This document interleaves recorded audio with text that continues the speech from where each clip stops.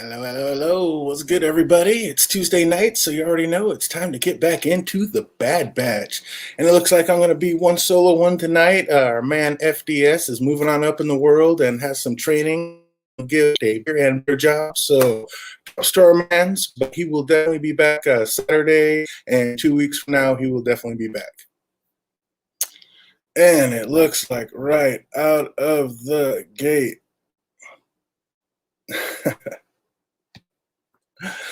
Oh, let's see if I can turn this off. Looks like right out of the gate, the little thing wants to glitch up. Looks like it's still glitching up. Let's see if I can turn this off. Shit. Sorry, everybody. Trying to make this thing go away so it quits glitching. Let's see if we can just turn you off. See if we can get that to go away. Hey, what's up, Christian Oles? I see you out there. What are you sipping on tonight? I'm just sitting here trying to get through here. I've got to get this. Hey, what's up, Celebrity Bikini? I see you. Working well from my view. Cool. Right on. Yeah, from over here, it looks like it's glitching out. But hey, if it's not, then we are fantastic. Hope you guys are all loving the Bad Batch. You guys liking what's going on so far? Actually, it seemed like this was a quick and simple episode. But then when I went back and wrote the little outline for it, it looks like it was hitting. A little Jim Beam and Coke. Nothing wrong with that. We're still sipping on coffee. I think I might be breaking out the Blue Spot Irish Whiskey review tonight. So looking forward to that. And then definitely be going out and buying some new goodies tomorrow. But talking about the Bad Batch, this one's pretty sweet.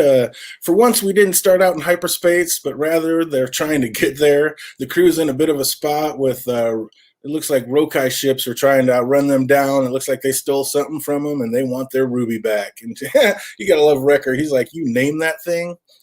And it seems like in all past Star Wars films, like one is always told to buckle up right before jumping into light speed. But with Ruby on the loose and like trying to get acquainted with Wrecker's face, the cabin is in chaos. And oh girl, like literally it was about the same exact time that Echo got the hyperdrive back online that Omega caught and caged Ruby. And then the crew instantly jumped to light speed with Omega just standing there in the middle of the cabin, like with a cage atop the lizard. So I was like, wouldn't that have been kind of a problem? Seems like Omega would have been flattened against a back wall and Ruby would have been back up on Wrecker's face. That was what I was thinking about that. I thought that was crazy. Oh, but what were you guys thinking about this episode so far?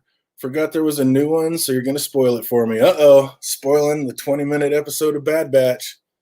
Yeah, it was, you might be kind of let down because they've been building up on this Wrecker thing pretty hard. And, I mean, they made a little bit of a show out of it, but it was what it was. It wasn't quite the craziness that I thought it was going to be after talking about it for 7 episodes straight. But what are you going to do? What are you going to do?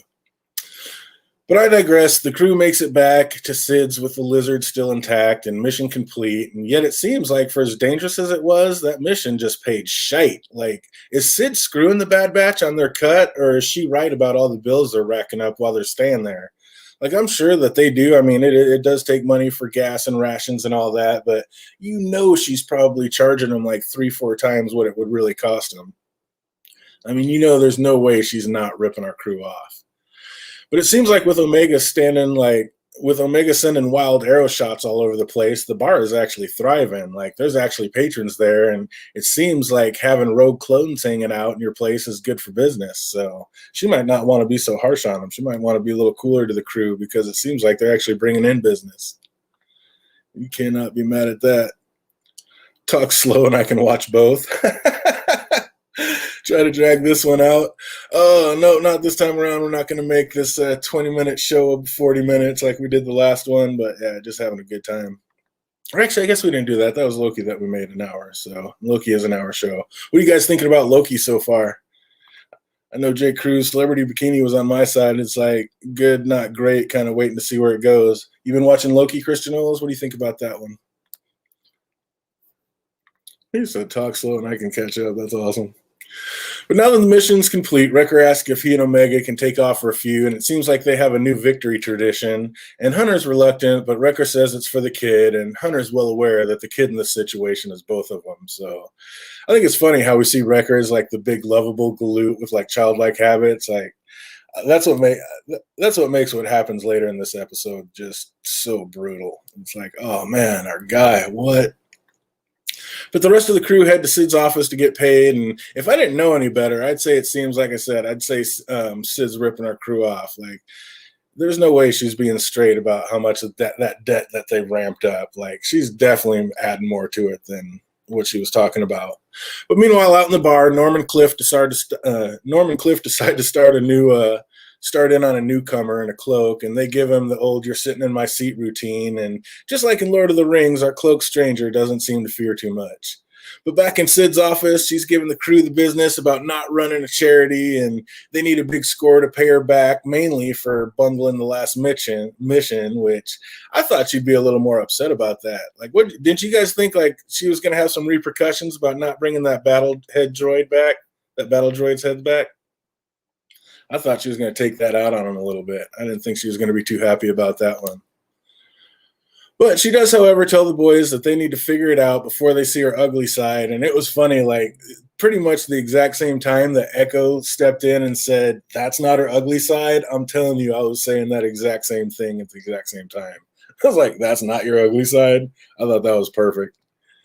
So our crew hears the blasters being fired and charge out to see what all the fuss is about. And I like how Sid came out acting all hard, but I noticed, like, even though it's her bar, she didn't come out until the Bad Batch had basically come out and secured the scene. Like, that's her place. She should be out there.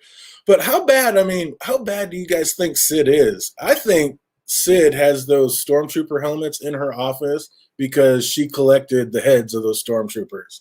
Like, I don't think Sid messes around. And the way she came in firing Omega's bow and letting her know what was up, I don't know. I think this Sid character might be one bad mama. What do you guys think about that?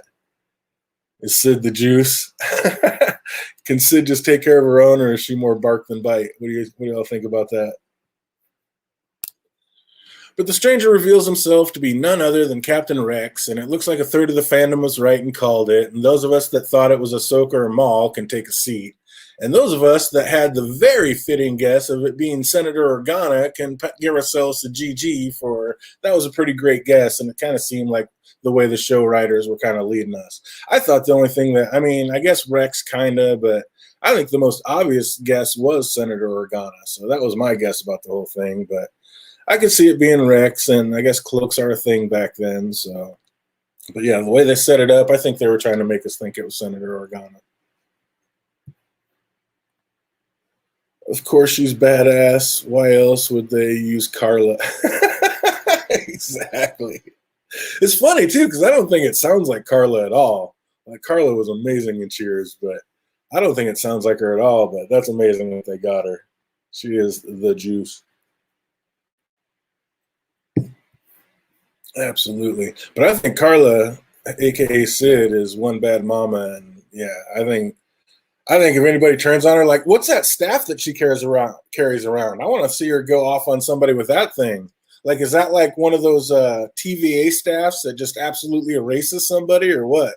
I want to see her get down with that staff, and let's see what's happening with that, because I think she's going to absolutely do some damage on some people. But the boys get reacquainted and find out it was Trace and Rafa who alerted Rex to the boys' whereabouts. And this is when Wrecker and Omega get back. And Wrecker gives Rex a big old bear hug, but Omega's like a bit confused. She's like, "I thought you guys didn't like Regs." And she had a little attitude in her question when she said that, too. I don't know if you all noticed that, but it seemed like she had and I can see like why she doesn't like him. But yeah, it makes me think like she's the one who really doesn't like Regs. And it does seem they were pretty nasty to her back on Camino, like always calling her like the lab scrapper and scrubber and all that, and calling her names. Like, it seems like she wasn't a big fan of Regs either. So is Omega just like an undercover sleeper agent clone killer? Is that what we're going to find out her deal is? Like, she's basically made to hate clones, and she's going to be the one, like, any clones that don't convert to the Empire, like, it's going to be her job to clean them up. Kind of like AKA the Bad Batch. What do you think about that? Is Omega going to turn on the crew and be the one to snuff them out? That would be crazy. That would be crazy. Smuggling that for the lighthearted, exactly. You know she's got to deal with some dirty deeds, but I don't know. Like I said, I think she can more than handle herself, and I want to see what happens with the staff. Is it like the time variant agency, and she can just erase you out of your time link? Is that how she clips branches? Inquiring minds want to know. But yeah, I don't know. I hope Omega doesn't turn out to be like some undercover sleeper agent clone killer and take everybody out. That would be just a sad ending for our crew.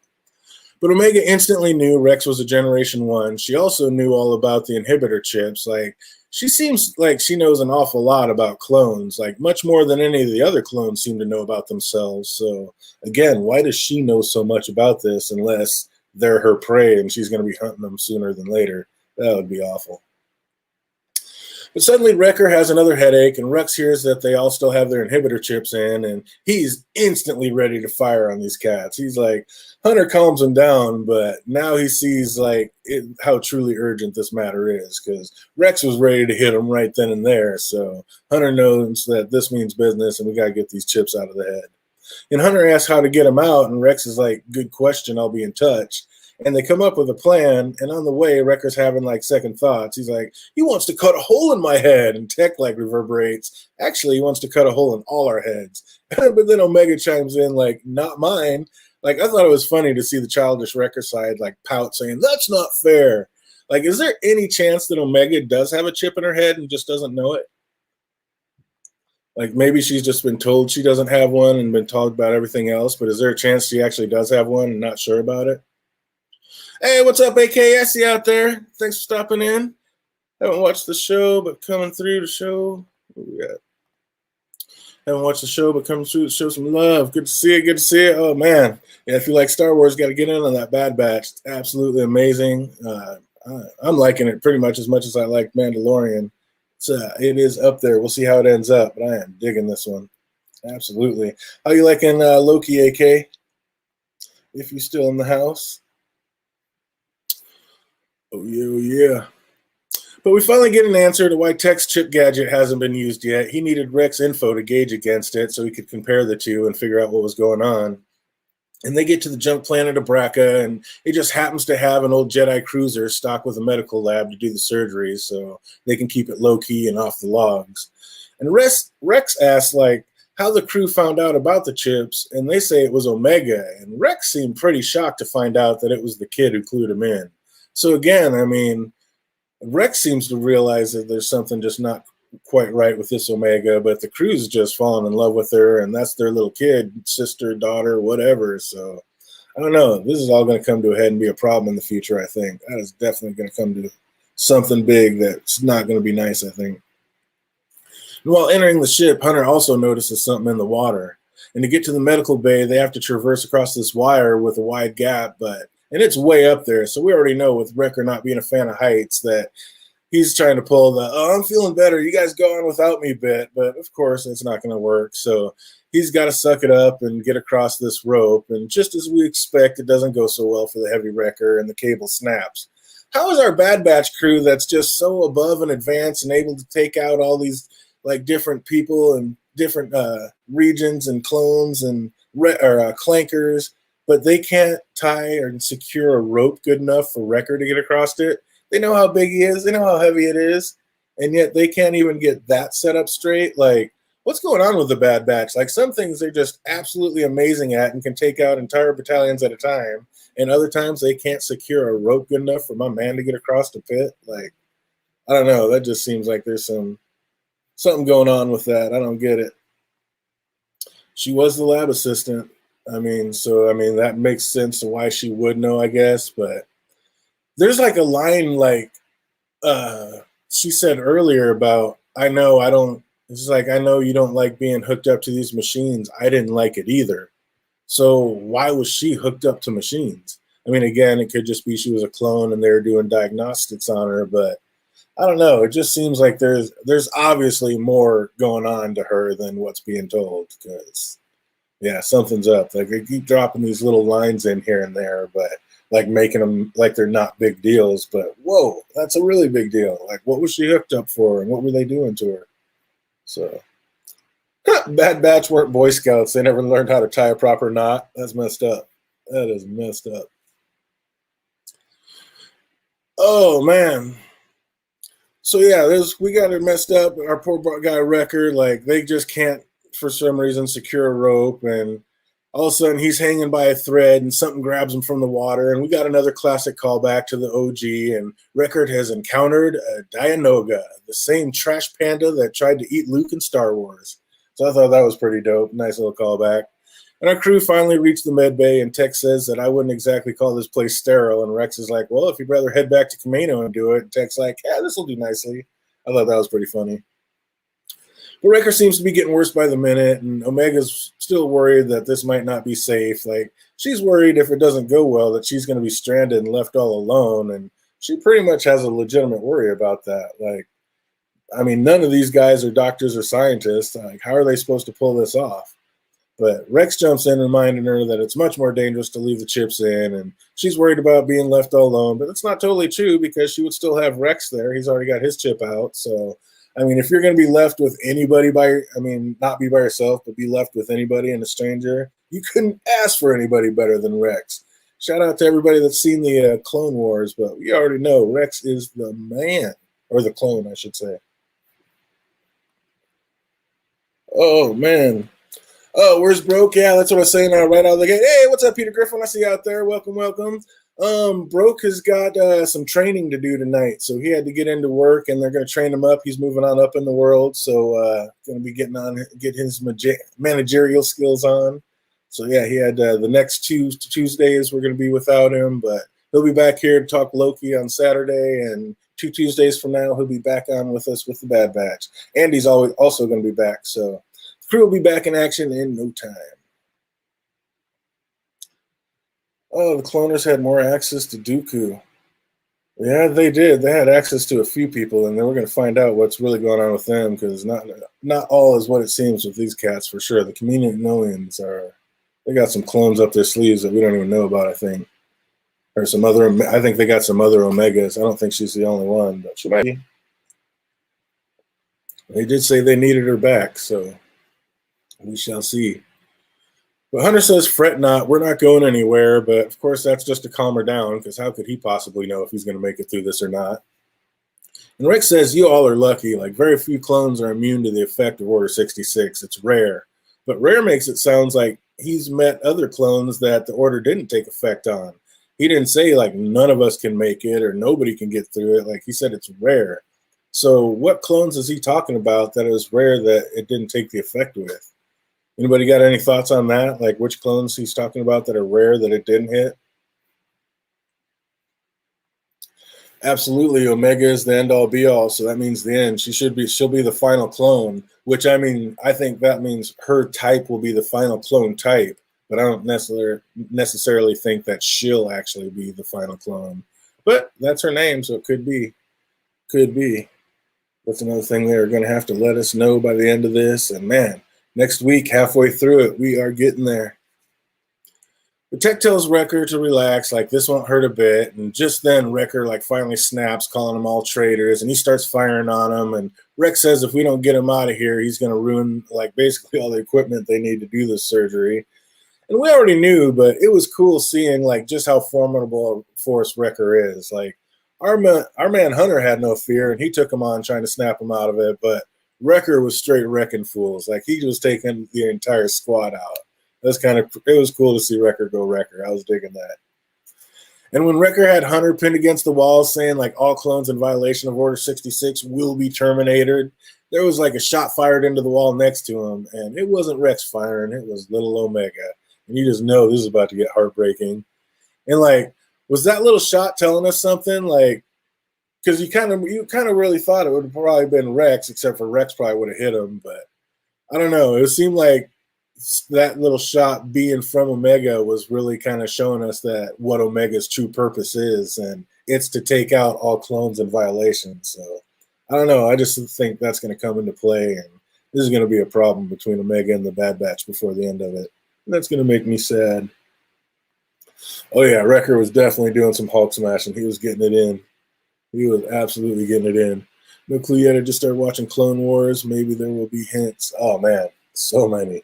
It has drawbacks to the movies, and this is drawn back on that. And yeah, it's pretty tight. Loving it.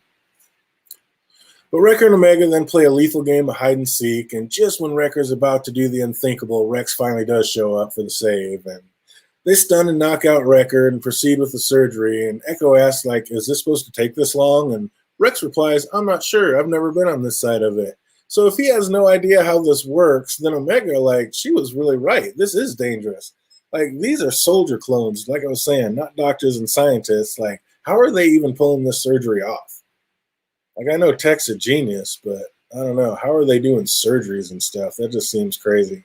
Especially something like this, trying to, like, detach a inhibitor chip from your brain and your body structure and your DNA. Like, that just seems more than your average little sewing up a stitch. Rex says this could take a while and suggests taking Omega topside for some fresh air, but she's not having it. She's staying right by his side until he wakes up, showing that they really have become a family. After the surgery, Wrecker wakes up feeling awful and tries to apologize to Omega. And even as big and powerful as he is, he tried to make it stop, but he couldn't. And Rex says it's rare for anyone to be able to fight it. So again, who are these rare clones that have like not fallen victim to the order? And are they going to sooner than later? Like, again, I want to know who these rare clones are that have been able to fight it off. And are they only able to fight it off for so long? Like, sooner or later, is it going to take hold of them? So inquiring minds need to know what's really happening with all this. Must have been uploaded when Ahsoka did it with Rex. So now that just Machine knows how to do it? Maybe. I mean, that has to be it. Like, these guys are soldiers. How are they doing these brain surgeries? That doesn't make sense. I'm a genius, but I don't play with brains. Exactly. Like, this isn't something that it seems like just anybody'd be able to do. Like, even a genius like Tech. Like, just because you're a genius can figure things out doesn't mean you can instantly do brain surgery. So, yeah, I thought that was a little wild. But it's a cartoon. You got to let some things slip, I thought. But, yeah, that was a big one. Omega shows there's no hard feelings by breaking out some space popcorn and says the mission's over, time for our victory dance. And outside is Rex is talking to someone. You guys have any idea, like, who do you think Rex was talking to out there? Who's he communicating with out there when Hunter came walking up? Because that's how we find out that Rex is actually back in the fight, like 100%. He's not hiding out anymore. Rex is all in. And he tells Hunter that his crew skills would be a great help to the Resistance, but Hunter's not quite sure that's the route he wants to take. Like, he has a kid to think about now. And again, just showing that they're all family and you got to put the family and the crew first. I mean, he's not sure he's ready to go back to war with them. But Rex says to tell the boys I'll see him around. And just before walking off into the mist, Hunter tells them that he's ever in a bind, you know where to reach us. And you guys think we're going to be getting another appearance from Captain Rex before it's over? So you're going to be making another cameo before we get out of this season? I think definitely. I think absolutely. The others were Commander Cody. Yeah, Commander Cody was dope, but he's gone. They basically wrote him off. They gave him Ben Carson jeans. Oh, man. Absolutely. Yeah, I'm absolutely loving this show. What are you guys thinking about it so far? I think this episode, at first I thought it was kind of just more of a filler one, but I think this is the one where it pivots and now it's going to get good. We just brought Rex back into the scene and now he's going to be showing the Resistance, and I think we got to see what's going on. I think Crosshair is going to make an appearance next week, so get an Empire show in. I think it's going to be sweet from here on out. But it seems even at night and through the fog, the boys have been spotted by scrappers who say that the intruder's confirmed and notify the Empire. You guys think the crew's going to get spotted and have to fight before they even get off this planet? You think the Empire is going to show up and they're going to have to battle here? Like, will they even get off this planet before they get found? And I've actually heard that this planet is from a video game I've never played, but if this is from a video game, do we think there's going to be a surprise appearance, like, say, from an undercover Jedi that's going to come to save the day if they do get stuck on this planet? Because I believe there's like a Jedi hiding out here acting like he's not a Jedi or something like that in the video game. I'm not sure. I really don't know that much about it. But that'd be pretty cool. You guys think we're going to get like a Jedi appearance in the next episode? Like the Empire shows up and it's going to take a Jedi that's been hiding out there on Braca, hiding out as a scrapper to save him? Oh, that'd be a sick call. Yeah, that would be tight. Haven't seen the episode yet. You made it sound so good, I'll have to give it an 8. Ha! There you go. Check it out, see what you think. Actually, you got it cool because you can watch it tonight and then watch the next one in basically 2 nights. So you don't even have to wait too far. But yeah, I'm absolutely loving the Bad Batch, loving where it's going, and I can't wait to see what's next. Like I said, I think the next one's going to be a big pivot episode, or I think this was a big pivot episode, and I think we're going to be off and running next week. I think we're going to see what's going on, actually get some more answers.